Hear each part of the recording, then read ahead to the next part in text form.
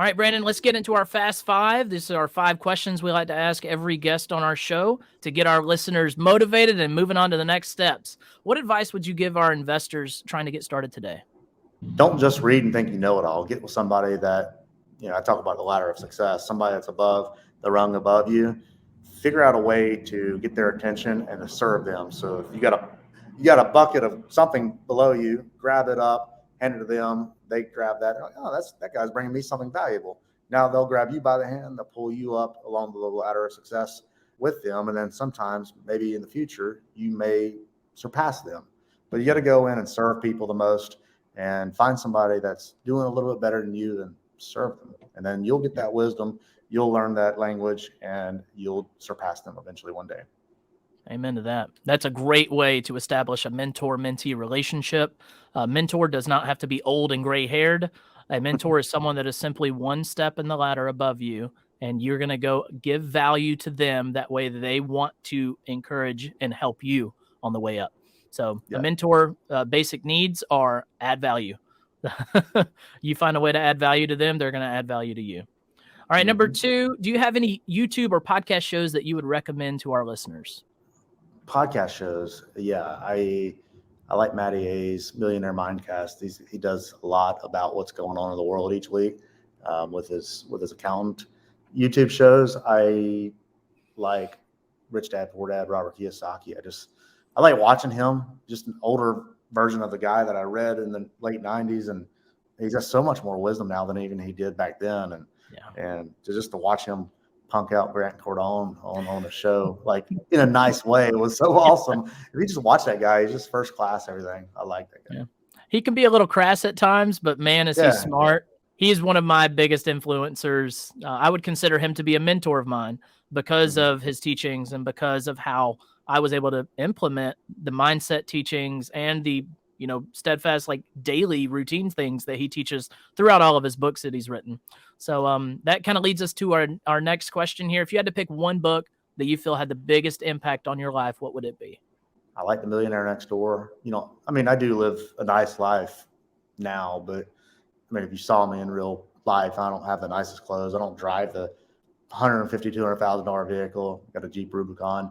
The Millionaire Next Door, I've got a nice house and I go on nice vacations, but really other than that, I'm not really out there burning through money. I think that's a great lifestyle. I think that was by Robert Allen. And then Purple Cow by Seth Godin. He wrote a book that is a marketing book, and it basically says the message of it is to set yourself apart, so different, so that people will take notice. So and then they'll want to engage and do business with you. So essentially, basically, if you're running down the road, you see a purple cow on one side, you see a brown cow on the other side. Well, the brown cow ain't gonna make you stop, but if you see a purple cow, you're gonna stop and all, and you're gonna pull over and you're gonna look at it and gaze because it's enticing. And I think that's kind of how I try to live my life. I do it intentionally. I do it intentionally to make myself stand out so people take notice, and because of that, I do really well. Amen to that. I love the idea of the purple cow. We're launching a course this fall, so going to be doing a lot of marketing on that. So I'm going to go buy the purple cow today. Number 4, Brandon, what do you feel has been the secret sauce to your success? Be an active listener and not, so when people are talking to you, to engage, but also be quiet and listen to what they have to say instead of being the guy that wants to interrupt all the time because your thought is so important that you have to stop somebody from talking.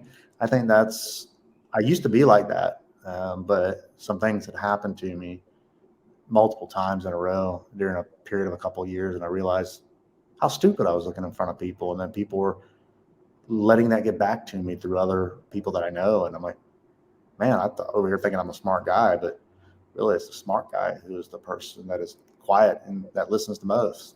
And when you do that too, you actually have that person's whole attention, because if you're a good networker and a good person that engages, you allow them to talk about themselves the most, and then you substitute that with questions. And as long as somebody talks about themselves, typically in that conversation, they think you're a great listener and they want to do business with you more. So that's kind of what I try to do. I try to active listen, and I think that gets me to the point where, I do better now than I used to. Versus being pushy. That's such a great piece of advice. Everyone, when I go to real estate meetups, the young investors, the young hungry ones that that want to be in the mix. They want to be active participants.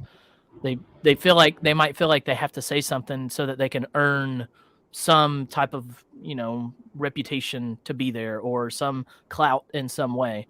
Listen, it's not a competition at the end of the day. It's just sharing knowledge. And when you're out there trying to spout off all these creative financing strategies or creative deal structuring things in a conversation with someone that has done, 40 years of investing, they don't think you're impressive. They just think that you've read a book, He said it. That's right. I was that guy probably for about 5 meetings when I first started going to a real estate meetup. And then my wife said, "Eric, stop talking." I was like, "You're right." So it's a great piece of advice that even today, everyone needs a reminder that, God gave you 2 ears and 1 mouth, and use it accordingly. Mm-hmm. So, all right, last question, Brandon, before we head out today. How can our listeners get in touch and stay, in tune and follow you on your journey?